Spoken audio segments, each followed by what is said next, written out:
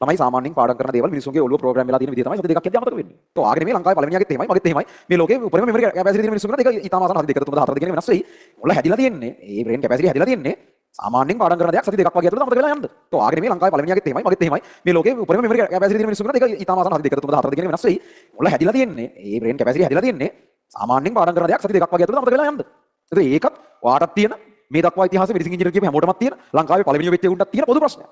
වෙනස තියෙන ඔයා එක කියව ඉන්නවා. අනිත් උන් ඒකට පිළියමක් කරලා වැඩ කරනවා. ඒක වෙනස තියෙනවා. ආයෙමත් ඔය කියන්නේ හැමෝටම තියෙන ප්‍රශ්නයක් ඕක. මේකෙන් මිදෙන්න අපිට මොනවද කරන්න පුළුවන් කියලා බලලා ඒව කරන්න. මිසක් ඒව කියව ඉන්න බෑ. වැඩ නෙමෙයි හැමෝටම තියෙන ප්‍රශ්න. ඒවා තියෙදි සමහර කොහොම හරි කාගෙන වැඩ කරලා මේකෙන් ගොඩ යනවා. සමහර ඒවා කී වැඩේ අනිත් පැත්තට කරගන්න නැතුව නිකන් ඔහේ ඉන්නවා. අස්ති වෙනවා. මෙහෙම එකක් තමයි කරන්න වෙන්නේ.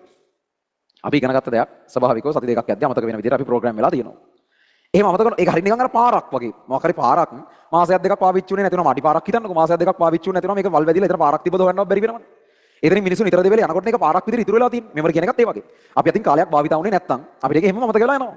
කාලයක් භාවිතා වෙනකන් සතිය කාලයක් හැමදාම භාවිතා වෙනවනම් එහෙම සතියෙන් දෙකෙන් අමතක වෙන්නේ නැහැ. දැන් ට්වින්කල් ට්වින්කල් ලිටල් ස්ටාර් තාම මතකයිනේ. ඉගෙනගෙන අවුරුදු බර ගාණක් වෙනවනේ. ඇයි ඒක මතක? ඒක ඉතින් මොනවා හරි තැන්වල ජීවිතේ ආය කවදා හරි මතක් වෙනවනේ. ඉතින් අවුරුද්දකට 5 6 ගමනක්වත් ඕක මතක් වෙනවනේ. පොඩි එකෙක් කියනවා එහෙනම් හරි අපිටත් ඔය මතක් මොනවා හරි වෙනවනේ. ඒව මතක වෙන්නේ නැත්තේ ඒකයි. අමතක වෙන දේවල් අමතක වෙන්නේ අපි ඒව අර විදිහට ප්‍රොසෙස් කරගෙන යන්නේ නැති නිසා. නැවත නැවත මතක් කරන ක්‍රමයක් අපේ නැති හින්දා. ඒතර ඕගොල්ලන්ගේ තියෙනවනේ මොකක් හරි සිස්ටම් එකක්. අපි ඉගෙන ගත්ත දෙයක් නැවත වැඩේ ඇතුළේ ටච් වෙන්න ඕනේ. ඒකට ඔයාලට කරන්න පුළුවන් ඔප්ෂන්ස් ගොඩාක් අපි පන්ති ඇතුළේම හදලා දීලා තියෙනවා. එකක් ඩේලි ඩෝස් කියලා හැමදාම යනවා MCQ 10ක්. කීයෙන් කීයද ඔක හරියට කරන්න කියලා කල්පනා කරන්න. ඒක ඇතුළේ තියෙන අපි මේ වෙනකන් ඉගෙන ගත්ත වගේ ප්‍රශ්න ටර්ම් ටෙස්ට් ප්‍රශ්න තියෙනවා. ඒව කරා නම් ඒව කරද්දී ඔයාලට මේ විදිහ අමතක වෙලා ගිහිල්ලා තියෙනවා. ආයෙ මතක් වෙනවා. ඒවට පොඩ්ඩක් නෝට් එක පෙරලා බලන්න ඕන ඔයාලා. ඒතර ආයෙ ඒ ටික මතක් වෙනවා. අන්න ආයෙ පාරෙන් මිනිස්සු ගියා වගේ ආයෙ පාර පේන්න පටන් ගන්නවා. ඩේලි රීකැප් කියලා සතිපතා යන ප්‍රශ්න 30ක් අපි කරනවා. වාක්‍ය මුළු මේ වෙනකන් ඉගෙන ගත්තා වගේ හම්බෙලා තියෙනවා. ඒව කරනකොට Tamanට පන්තියේදී ඒව කරද්දී Tamanට අමතක දේවල් අහු වෙනවනේ. කීයෙන් කීයද ගෙදර ගිහිල්ලා ඒව ආයෙ බලන්නේ නෝට් එක පෙරලා.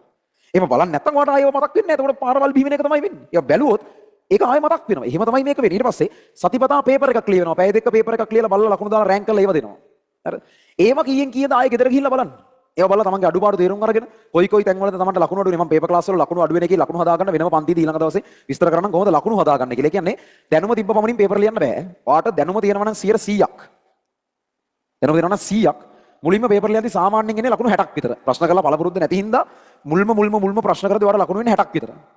ගොඩක් ළමයින්ගේ දැනුම තියෙන්නේ 60යි. ඒ කියන්නේ ඔයගොල්ලෝ ලකුණු එන්නේ 136ක් විතර. හරිද?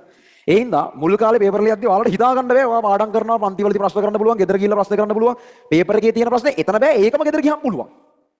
ඔයාලා මොන ගේම් වලද මේ ලකුණු නැත්තේ කියලා. පේපර් ලියනවා කියන්නේ වෙන ආර්ට් එකක්. මම ඒ ගැන පන්තියේදී කියන්නම්. ඒක හරියට අපිට බාත්රූම් වල, ගෙවල් වල ඉන්න ගමන් සින්දු කියන්න පුළුවන්. ස්ටේජ් එකට ගිහලා සින්දුවක් කියන කතාවක් පවත්වන්න ගියම වෙවුලන්න ගන්න. නිකන් සාමාන්‍ය පොඩි ගඩොල් දෙකක් උඩින් ලෑල්ලක් දාලා ඒක උඩින් ඇවිදින්න කියද්දි ඇවිදින්න පුළුවන්. ඔය ලෑල්ලම ගඟක ඉවුරු දෙකක් මැදින් දාලා ඒ ගඟේ කිඹුල්ලු දාලා ඇවිදින්න කිව්වොත් ගඟට වැටලා කිඹුල්ලුන්ට මැරෙන්න කිඹුල්ලුන්ගේ භෝජනයක් බවට පත් වෙනවනේ බොහෝ විට. ඒ ගඟට වැටින්නේ.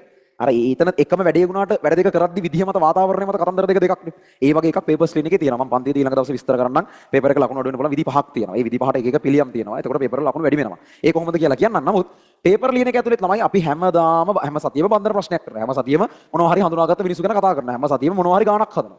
හැම සතියෙම මේ දේවල් ආයෙ මතක් වෙනවා. ඉතින් එතකොට මේ දේවල් අමතක වෙන්නේ නැහැ. හැමදාම පාරෙන් මිනිස්සු යනවා එනවා. එතකොට මේ පාර හැමදාම තියෙනවා. ගොඩක් ළමයි ඒ මොකුත් කරන්නේ නැහැ. එහෙම පේපර් එකක කරත් ඒවා වැරදුනා මේවා ගෙදර ගිහලා ආයෙ මතක් කරගන්න නෝට් එකක් කරගෙන මේ පෙරලලා බලන්නේ නැහැ. ඉතින් එතකොට ළමයි කාටවත් මතක තියන්නේ නැහැ. ඔය සාමාන්‍යයෙන් ඕගොල්ලෝ සැරයක් දෙසරයක් බලලා අමතකයි කියන ඒවා මතක එවුන් ඒවා සාමාන්‍යයෙන් 20 30 ගමනේ විවිධ තැන්වල බලලා තියෙනවා. ඒ කියන්නේ පාඩම් කරලම නෙමෙයි. ප්‍රශ්න එක වැරදුනාම ආයෙ පොඩ්ඩක් ගිහලා නෝට් එක බලලා ඒකට අග්ගලා මතක් කරගන්නවා. එහෙම කරලා තියෙනවා. හරි. එහෙම තමයි අපි මේව කරේ. එහෙම තමයි මේක ගොඩ දාන්නේ මේක කරන්නේ.